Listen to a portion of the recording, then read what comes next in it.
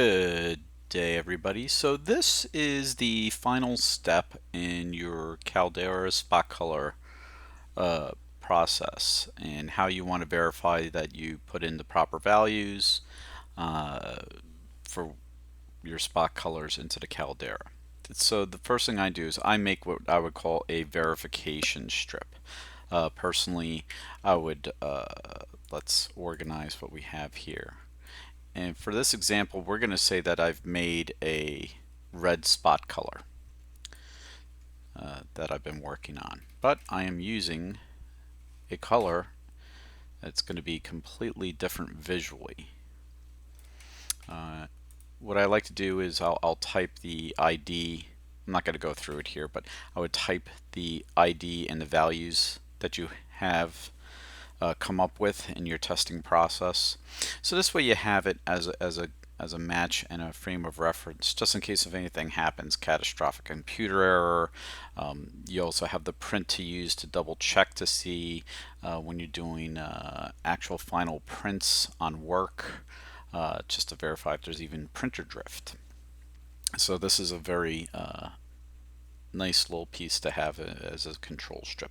So I've been working, like I said, on this red color. So I'm going to leave it gray, and let me just clean up the palette here. Always good to do select all unused and then delete.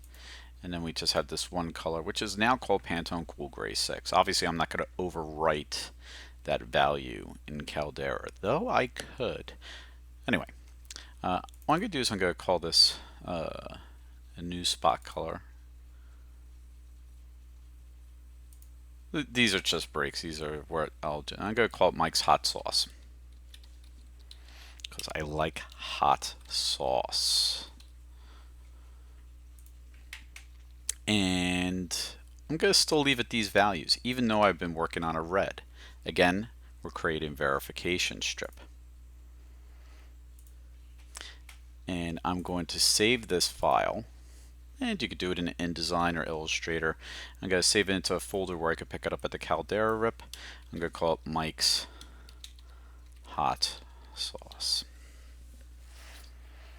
Of course, if I save it as an Illustrator file, you just got to make sure that you save it PDF compatible. Alright, so we're done with Mike's Hot Sauce. Let's pop over to the Caldera.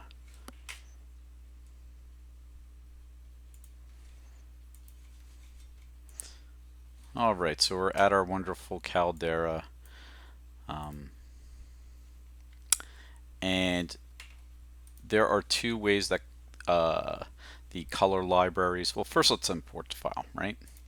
Can't do anything until we import the file. So I'm going to go to my folder. I put it in internal tests.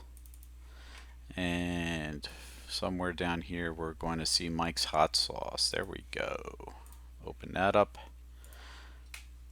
Now, there are two ways that color books can be created. We'll go into another time, where they can be either the same value regardless of printer environment, or they can be specific to the cow patch of the substrate, the easy media profiles and everything. So this is predicated off of the easy media, lightness, darkness transitions, and so forth. So this is it's a very specific color library. It will only apply to the printer that I'm working on and its media. So I want Mike's Hot Sauce to be in 139. Nice other feature is that you don't need admin privileges to save save the color library information. You want to make sure that you're under the proper media, which will always be by Quickset. Here we just have F76 projects, so that's fine. I am going to double click the swatch colors. It looks like the fan book that you get for Pantone. I think that was more than a little intentional there. And this is where you usually see spot colors listed in a file. So you can see there's no file loaded into the queue, so there's nothing to be had. You're going to take the file that has the spot color, and now my hot sauce shows up. That's wonderful. In the Rules tab, there is a Configure CMYK library. So I'm going to click on that. Oops. Let me hit OK first. Right. Configure. You want to scroll down to whatever printer you're working on. This one is printer 139, and you can see the only one listed there is the one that we're currently using for F76. I'm going to hit new, and I have to type in the name. There's no way to import that name in, so try to keep in mind that maybe you want to keep spot color names. Pretty simple.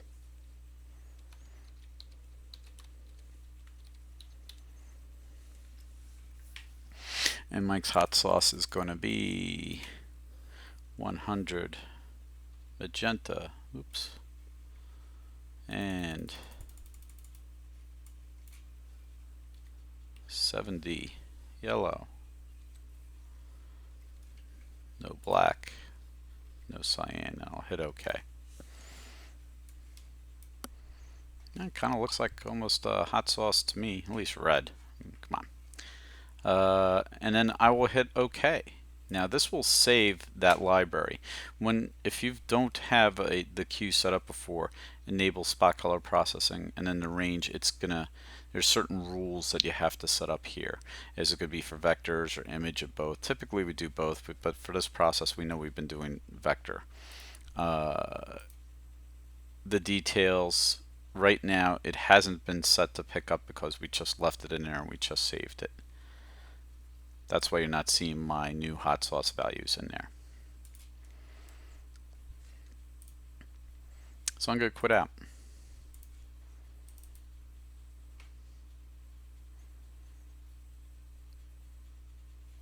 Now when I bring it back in here this time, what we should see